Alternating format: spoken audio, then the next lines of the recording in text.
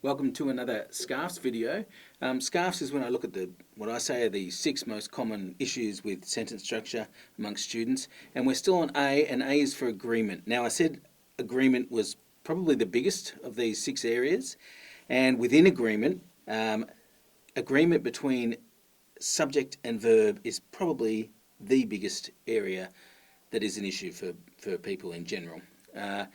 And so the way to help people who are having a problem with this, or help yourself, is first of all to understand that this is what must agree, and understand what we mean by subject must agree with verb. That's the first thing. You need to know that. Okay, so a good way is to explain that really simply using a really simple sentence. We need to get on top of that before we can then go and look at what I think are the 5 top mistakes, as in the most common mistakes when it comes to agreement, when you're reading something and there's just something that's not quite right. So let's start with this. Here's a very simple sentence. Bob loves his children. Okay, and it is good to remind whoever you're talking to about this issue that this is our subject, Bob. This is our verb, the verb to love. And then this is the object of the sentence, his children. So the subject is the thing in the sentence that does the doing. In this case, Bob is doing the loving.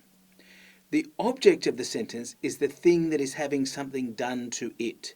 So in this case, his children are being loved by, let's say, their father Bob.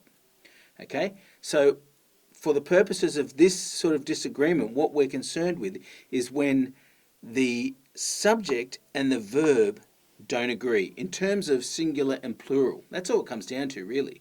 It just gets complicated. So an example of a mistake with this would be if it said Bob, and instead of the singular version of the verb love, it was the plural version, which is love, instead of loves, if that makes sense. So it needs to be Bob loves his children, because then Bob is singular and loves is singular. So let's put it back in there. Okay, so now no one's going to make the mistake of writing Bob love his children. Okay, so that's a good way to point out to people that it's really easy to understand this concept. Like, everyone gets it. Where we run into trouble is when there is space in between that subject and that verb. So the sentence gets longer and more complex, and so it's harder to see the relationship between the subject and the verb, and sometimes we lose track, and that's when we can end up switching and getting disagreement between our subject and our verb. So there's 5 ways that this can happen. When there's a phrase in between that sort of separates them, when a contraction makes it tricky to see, kind of disguises it, 2 pesky types of nouns and pronouns, indefinite pronouns and collective nouns, that I will talk briefly about, explain what they are and how they cause this lack of agreement. And lastly, when the subject isn't something nice and simple like Bob, but when there's an and, or when there's an or nor, that makes the subject a compound subject. So then you've got to work out, is it plural or is it singular? So I'll go through each of these with an example. Okay, let's go. Okay, so the first issue is when there's a phrase in between our subject and our verb, and so we can lose track. For example, the school along with its students are thriving. Sounds like it might be okay and tricks people because students is right next to are. That's plural, so why not that? The problem is that this phrase has been inserted in between the subject, which is the school in this sentence, and the verb are, as in are thriving. Okay, now the school is singular, so this has to be singular. You know, this is just inserted information. It doesn't change that relationship. So this needs to link with this, and so it has to be is. Because if you took that out, it would be the school is thriving. So it has to also be the school along with its students is thriving. Okay. It doesn't even have to be that long of a phrase that's, that's splitting it up. In this example here, the bunch of flowers were beautiful. It's just this little phrase here, flowers. Again, if you take that out, you realise that this is the subject, and then the verb to be beautiful is our verb, and so what was beautiful? The bunch of flowers was beautiful. Bunch is singular. So this should be was. And then we've got a singular, going back to our singular subject, and so that makes sense. Okay, next. Okay, the second common mistake comes when a contraction sort of serves to hide the problem a little bit, so it's less obvious. Here's an example. There was one in the introductory video. Here's another one. There's many reasons to love summer. Doesn't sound terrible, but if you expand this contraction, and in this case the contraction is contracting the word there and is together with the apostrophe indicating that the I has been taken out. But if we were to expand that out, so it's there is many reasons to love summer, then the lack of agreement becomes more obvious. Here's our subject, many reasons, plural, reasons, and so this verb has to be plural as well. And of course it would be there are many reasons to love summer. But the contraction kind of hid that a little bit. There's many reasons to love summer. Doesn't sound all that bad, but it's wrong.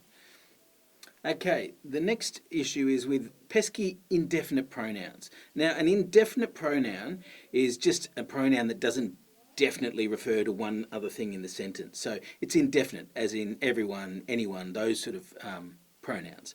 And they can cause an issue because they're singular, but they're referring to, you know, a whole group of anyone's or everyone's, if that makes sense. So here's an example. Everyone in the year have their own locker, okay? So everyone is singular, okay? So our verb to have has to also be singular to match, so has. And then we've got has and everyone, that matches. Everyone in the year has their own locker. All good. Well, not quite, okay? You might have also noticed that this possessive pronoun is now incorrect because it's singular.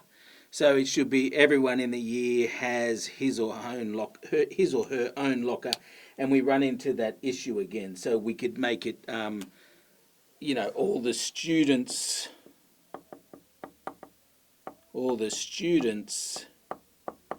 in the year, and then we could go back to have their own locker because then we've got plural, plural, plural. You just need agreement. You can play with what sounds best as long as there's agreement.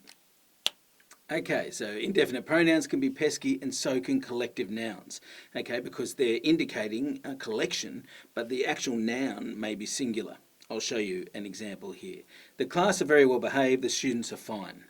The issue here is this is okay because the students, our subject is plural, and so we've got the plural verb here of to be, so that checks out. The problem is in this first sentence. The class are, there's a mismatch there in agreement because class is singular, so this would have to be singular as well. The class is very well behaved, the students are fine. Okay, the last area where we get tricked sometimes is when there's an and, or there's an or a nor that makes the subject a compound subject, because then we can get confused about whether it ends up plural or singular. Let's have a look at 3 examples and hopefully this will clear it up for you.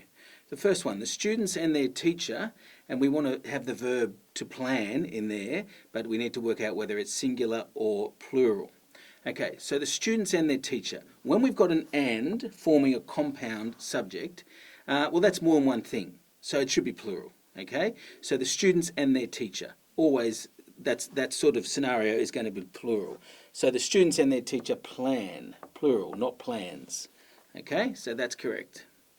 The next one, and here's where we get either and neither, either or neither nor, and the rule is the same. Okay, what we do here is we've got a compound subject again, either the students or their teacher, but it's not saying both of them, so it's not necessarily plural like with this example. We need to look at the last thing, okay? Whatever is closest to our verb, that's kind of what, you know, rules the roost. That dictates whether it's going to be singular or plural. So either the students or their teacher, singular, plans. Okay, not plan. So it doesn't link back to the students, it links back to the teacher. So that's correct. And then in this other example, neither the teacher nor the students, well, in this case, there's a plural coming just before the verb. And so this one should be plan. So then we've got the plural plan linking back to the plural students, and so that's correct. Okay, so it's kind of a little bit tricky, but when you understand that you're just tracing back and you understand these simple rules, hopefully you'll be able to get on top of it. So they're the top five mistakes when it comes to agreement. What I'd suggest is if you're trying to help somebody and there's a particular one of these that they tend to fall foul of, then maybe show them that part of this video. Okay, thank you.